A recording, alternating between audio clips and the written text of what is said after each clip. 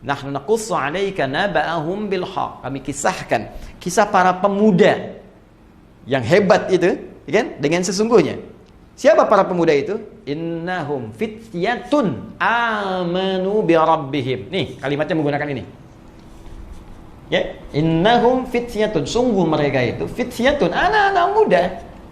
Teman-teman milenial, ya. Ada ayat milenial dalam Al-Qur'an yang menunjuk para pemuda. Ingat, ini kita ini. Ya, generasi yang akan menggantikan orang-orang di masa kini, di masa depannya. Ayat ini berbicara tentang Anda. Duhai teman-teman sekalian, ada orang-orang milenial hebat kata Allah di masa lalu. Dan kehebatan milenial itu diukur bukan sekedar dari kehebatan instingnya, intelijensianya, kehebatan intelektualnya, kehebatan semangatnya. Bukan itu patokan utamanya. Innahum amanu, imannya yang pertama. Jadi kalau Anda ingin dikatakan seorang pemuda yang hebat,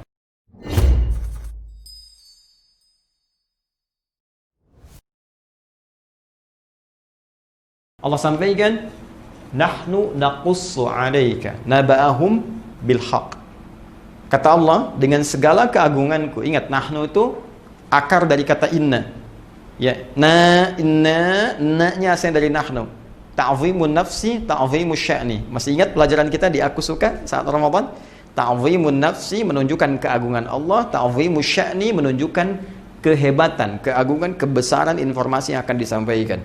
Ya, seakan Allah ingin mengatakan, demi keagunganku, demi kehebatanku, aku sampaikan informasi yang sangat berharga, informasi yang sangat bernilai, yang sangat dahsyat, sangat hebat.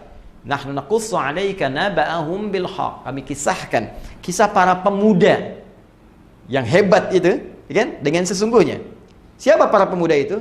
Innahum fityatun amanu bi rabbihim. Nih, kalimatnya menggunakan ini. Ya, innahum fityatun, sungguh mereka itu fityatun, anak-anak muda. Teman-teman milenial, ya. Ada ayat milenial dalam Al-Qur'an yang menunjuk para pemuda. Ingat, ini kita ini, ya, generasi yang akan menggantikan orang-orang di masa kini, di masa depannya. Ayat ini berbicara tentang Anda. Duhai teman-teman sekalian, ada orang-orang milenial hebat kata Allah di masa lalu. Dan kehebatan milenial itu diukur bukan sekedar dari kehebatan instingnya, intelijensianya, kehebatan intelektualnya, kehebatan semangatnya. Bukan itu patokan utamanya. Innahum amanu, imannya yang pertama. Jadi kalau Anda ingin dikatakan seorang pemuda yang hebat, generasi milenial yang hebat, maka syarat pertama kehebatan dalam pandangan Allah itu iman. Awas, jaga iman. Kalau cuma sekedar jadi orang-orang yang intelektual, ya, punya daya dobrak yang tinggi, inovasi yang hebat, bikin aplikasi, bikin ini, bikin itu biasa. Jangankan Anda yang belum beriman pun mampu. Itu terbuka kompetisinya. Jangankan di Indonesia, di Amerika banyak, di Cina banyak, di Eropa banyak, melimpah. Tapi perlombaan menjadi baik, hebat dalam pandangan Allah itu spesial. Sang Khalik lah. Anda disebut hebat di Indonesia, belum tentu dikenal di Amerika. Orang Cina pun mimpi belum pernah ketemu kita. Orang Eropa belum tentu pernah lihat kita. Ya kan? Tapi kalau Anda disebut hebat oleh Allah, maka langit dan bumi mengatakan Anda yang terbaik. Maka syarat pertama, generasi pemuda hebat, itu kata Allah, amanu bi rabbihim, iman dulu. Nah, kenapa mereka disebut hebat? Ini dahsyat. Saking ingin mengupgrade imannya, mempertahankan imannya, mereka menghadapi intimidasi yang sangat luar biasa. Dikejar-kejar sampai masuk gua. Ancamannya bukan hanya sebatas intimidasi, bisa eksekusi. Bukan cuma persekusi, bisa dieksekusi. Ya, mereka untuk mempertahankan iman supaya di-upgrade imannya itu sampai masuk ke gua. Saking inginnya dekat dengan Allah Subhanahu wa taala, saking ingin mempertahankan visi kehidupannya. Maka Allah katakan innahum, pakai inna, ya, harfu nasbin wa taukidin, tansibul isma wa tarfa'ul khabar, mabniun 'alal fathi la mahalla lahu minal i'rab. Huruf nasab yang mengangkat rafa ism, orang yang akan diangkatnya. Ini diangkat oleh Allah nih. Ini contoh nih, saya angkat nih. Dikenang kisahnya. Sampai kini masih diingat kisahnya. Ya. Wa taukidin, Allah kuatkan. Saya tegaskan, ini orang-orang hebat, contoh mereka. Ya, tansibul isma wa tarfa'ul khabar, dinasabkan. Nasabkan isimnya jadi dibuka. Ya, saya kembalikan tadi. Perhatikan baik-baik. Tansibul isma, dinasabkan isimnya, dibuka, tancapkan dengan kuat. Seakan-akan ingin mengatakan ini orang-orang bisa menancapkan dirinya, keimanannya pada dirinya dengan kuat. Ya, wa tarfa'ul khabar, diangkat beritanya sampai sekarang, ya, terekam sampai sekarang dikenang. Ya, mabniun 'alal fathi, mabni ditetapkan, fathah dibuka. dibuka untuk kita. Ini kalau ngaji bahasa dengan dalam ya. Kalau ngaji cuma standar di nahwu, sharaf mungkin nggak sampai ke situ. Tapi kalau kita bawa ke ilmu bahasa, itu kita dapatkan. Itu banyak makna. Banyak makna. Harakat itu ada maknanya. Mabniun 'alal fathi, dibuka. Jadi contoh buat kita, la mahalla lahum lil i'rab. Tidak ada tempat untuk mengalami perubahan, nggak goyah dia. I'rab itu kan berubah, nggak goyah. Ini luar biasa. Nah, yang menarik apa? Belum selesai ayatnya. Wazidnahum huda. Ketika mereka mampu mengupgrade imannya, mau naik ke level yang ini, sehingga merasakan kenikmatan iman, apa yang terjadi? Kami tambahkan hudan. Tuh. Jadi syarat pertama, untuk menjadi orang takwa, itu beriman, upgrade iman kita, maka hudan akan turun. Hudan lil muttaqin. Ketika para pemuda tadi bisa mengangkat upgrade imannya, maka hudan turun. Apa yang terjadi ketika hudan turun? Nikmat kan? Ya, suratal ladzina an'amta alaihim, kembali ke An-Nisa 69, ulaika ma'al ladzina an'amallahu alaihim, maka dapat nikmat dari Allah. Apa nikmatnya? Allahu Akbar, tinggal tidur 309 tahun. Ya, di gua lagi. Ya, Anda tinggal di tempat sempit, ngontrak masih mengeluh. Sederhana, mereka di gua, kasur nggak ada, tempatnya keras, sinar terbatas. Tapi kalau sudah mendapatkan hudan, ya nikmat saja.